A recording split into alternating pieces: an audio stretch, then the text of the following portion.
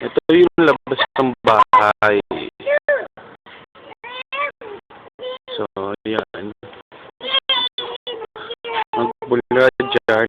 Ito yung parte ng lupa mo hanggang dito sa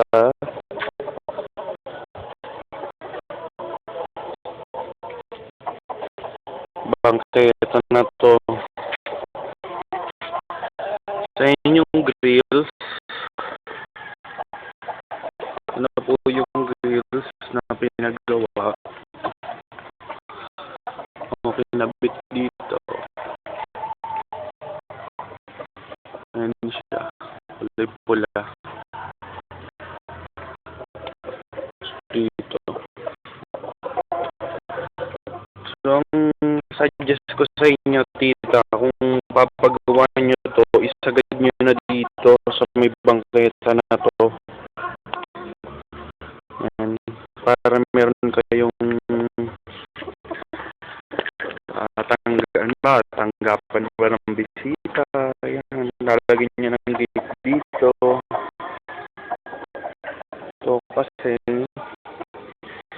malamang yan, hindi naman kayo magka-garden dito eh.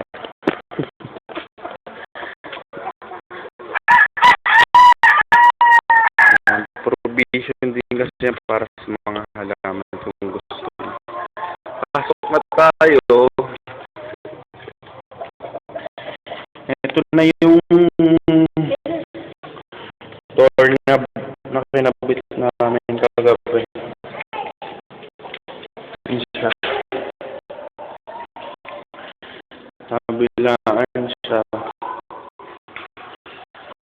Nagisusi. At ito na po yung ayun yung pinto.